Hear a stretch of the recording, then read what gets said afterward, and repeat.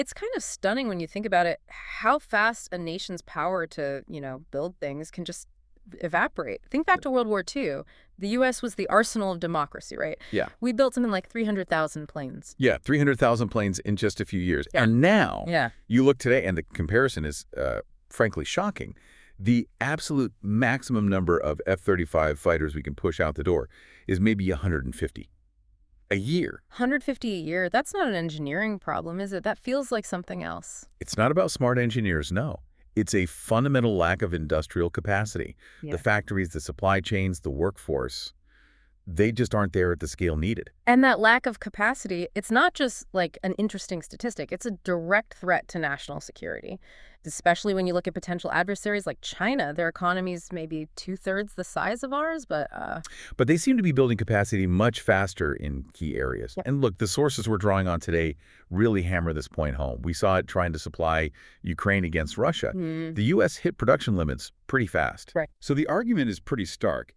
If we can't even keep up production to help allies against Russia, whose economy is tiny compared to ours, how could we possibly sustain the output needed in a conflict with China? it really suggests the problem isn't some mystery. It's more like, well, a self-inflicted wound, maybe? Which is why today we're doing a deep dive into these strategic reports that look at how to fix it. Exactly. Our mission today is to explore the policy strategies laid out in these documents, policies designed to revitalize the defense industrial base, the DIB, cutting red tape, lowering costs, basically trying to restore America's ability to build. And we're digging into reports that focus heavily on specific policy levers, things like deregulation and tax changes, arguing these are the fastest ways to boost industrial power. Right.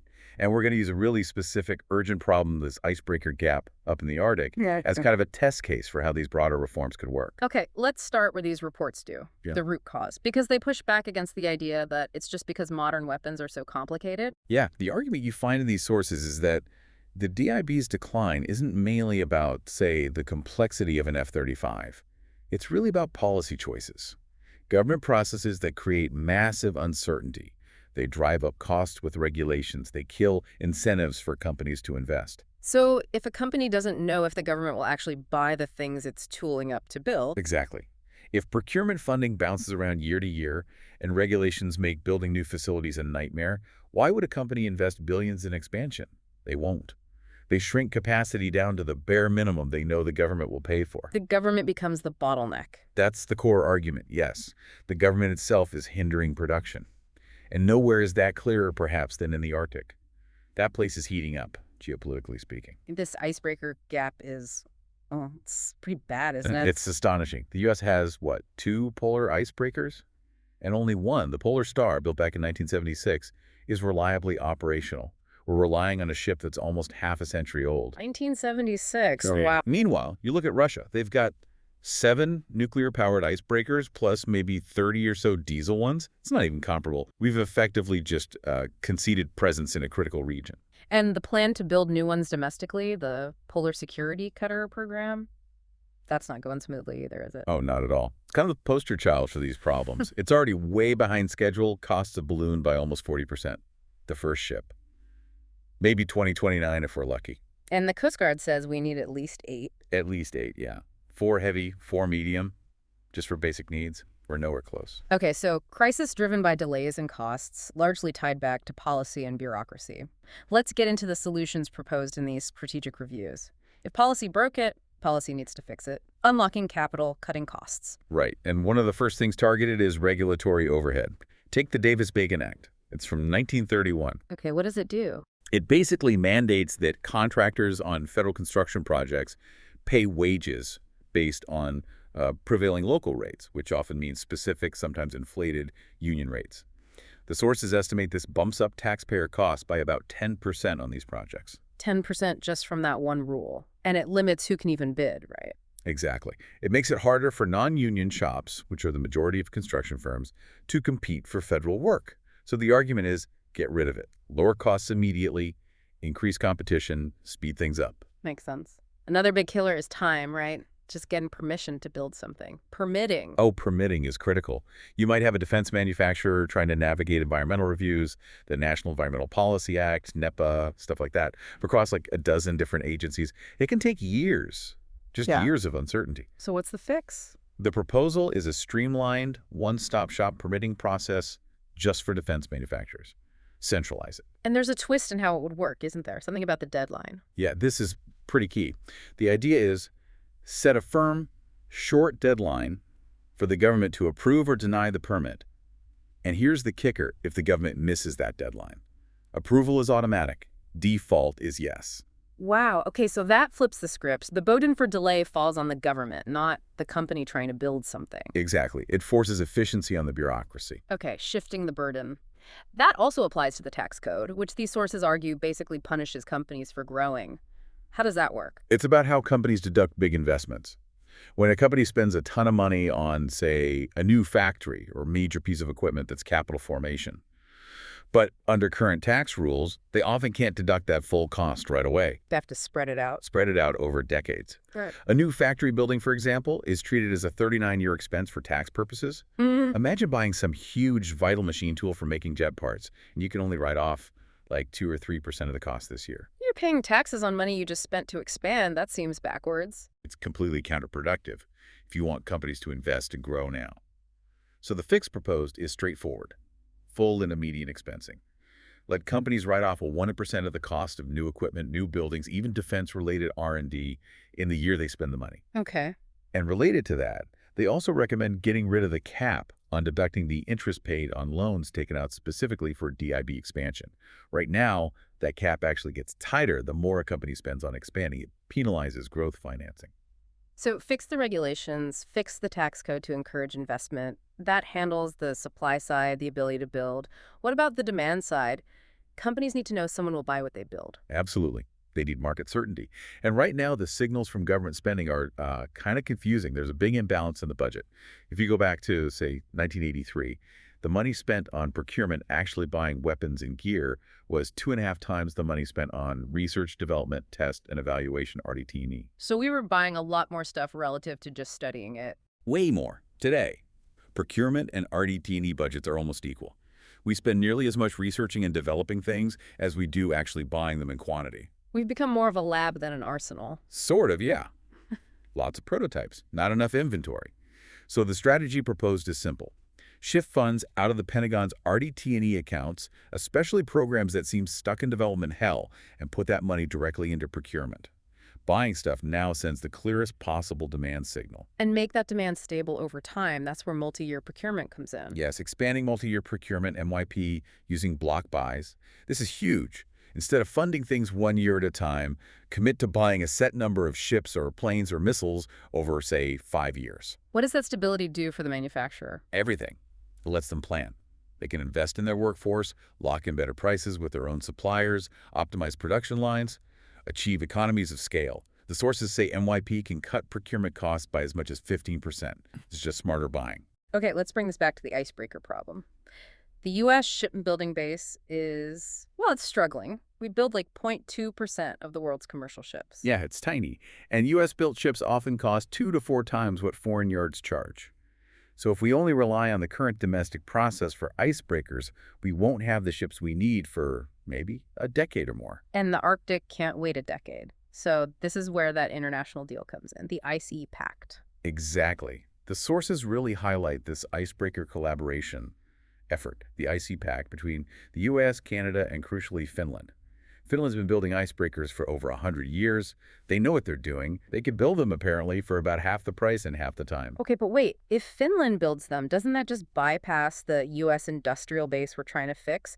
How does that help rebuild our capability? Here's the clever part, according to these documents. It's designed as sort of shock therapy in a bridge. We need 11 new icebreakers total.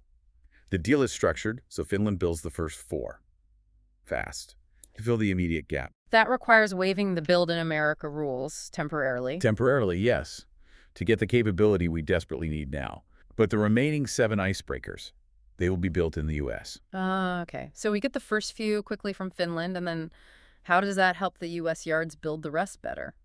The key is a mandatory transfer of technology and expertise. Finland has to share its designs, its production know-how, its technology with U.S. shipyards and workers as part of the deal. It's forced modernization for our yards. And the competition helps too. Big time. Having finished-built ships delivered faster and cheaper puts immense pressure on the domestic programs, like that troubled polar security cutter, to get their act together. It imposes cost discipline. Shape up, or you lose the work. Okay, makes sense. Let's talk about the final pieces. People and processes. Workforce and contracting. We need skilled workers for this revitalized DIB. Yeah, you can have all the money and orders in the world, but you need welders, electricians, machinists. And the sources argue we need a big shift away from just pushing everyone towards a 4-year college degree. So more focus on vocational training. Exactly. Expand eligibility for things like Pell Grants and 529 college savings plans so students can use them for vocational schools, certificate programs, apprenticeships, the pathways into these high-demand defense jobs. And make sure the training actually matches what industry needs. Critical. The documents suggest reviving something called Industry-Recognized Apprenticeship Programs, or IRAPs. These are apprenticeship standards designed by industry, not just by government bureaucrats, so they teach the exact skills companies are hiring for right now. Okay, workforce pipeline fixed. Now, the actual process of buying things, contracting, the current system sounds not great. It's often incredibly inefficient. Yeah. The default is frequently what's called a cost-plus contract. Think about it. Sure. The government basically says to the contractor, we'll cover all your costs, whatever they are, plus guarantee you a certain profit percentage on top. So there's no incentive for the company to save money. More costs mean more profit. Precisely. There's zero incentive to be efficient or innovate to lower costs. In fact, the incentive might run the other way. You're spending the taxpayers' money, not risking your own capital. That seems fundamentally broken if you want speed and value. It really does. So the proposed fix is clear. Make fixed price contracting the default. The government and company agree on a fixed price for the product or service up front. And if the company runs over budget? They eat the loss. But if they find clever ways to build it for less than the fixed price, they keep the savings as extra profit. That creates a powerful incentive for efficiency and innovation. Makes sense. Risk and reward aligned. And what about all the government micromanagement, specifying every little detail? Yeah, the sources call it requirement overload. The Pentagon often writes contracts specifying how something must be built, down to tiny details like, how pipes should be laid. Instead, they should just provide mission requirements, what the thing needs to do, and let the companies figure out the best, most efficient way to achieve that outcome. Give them the what, not the how. Okay, one last piece. Allies. Leveraging global partners, but ITAR gets in the way. Right, the International Traffic in Arms Regulations, ITAR. It's the process for controlling defense exports. And according to these documents, it's often incredibly complex, slow, and expensive, a huge barrier, even for our closest allies trying to buy U.S. gear. So it stops allies from buying American. It certainly makes it harder and slower. The proposal is to streamline ITAR, especially for trusted allies like the Five Eyes countries, Australia, Canada, New Zealand, UK. Make it much easier for them to buy U.S. equipment through foreign military sales, or FMS. How does selling more weapons to allies help the U.S. industrial base? 2 main ways. First, more foreign sales mean larger, more stable production runs for U.S. factories. It helps keep assembly lines hot and workers employed, funded by allied budgets, not U.S. taxpayers. Second, it strengthens alliances and interoperability. If our partners buy U.S. gear, they're less likely to buy from, say, China or Russia, which helps our DIB and hinders theirs. Okay, so let's wrap this up. What does this all mean for you, the listener? The core message from these reports seems pretty clear. The U.S. defense industry is in a tough spot, facing maybe the most dangerous world since World War II, but the main problem isn't a lack of American ingenuity. It's self-inflicted policy wounds. Regulations, tax rules, procurement habits, they're strangling output and driving up costs unnecessarily. And the path forward, according to these sources, is pretty direct. Cut the red tape, fix the tax code to reward investment, and shift government spending priorities back towards actually buying things reliably. Yeah, the icebreaker situation is like a microcosm of the whole issue. It shows the danger of letting bureaucracy paralyze us, but also the potential of smart, targeted reforms, including strategic cooperation with allies to get things moving again, both quickly and for the long haul. You know, the first job of government is supposed to be providing security. That takes a strong military, obviously, but that military relies entirely on a strong, responsive industrial base. So here's the final thought from these analyses. If U.S. policy keeps creating a situation where industry has to shrink down to the bare minimum. How can we possibly hope to deter, let alone compete with, a country like China that is clearly building massive military capacity, often much more cheaply? The choice presented in these documents is stark.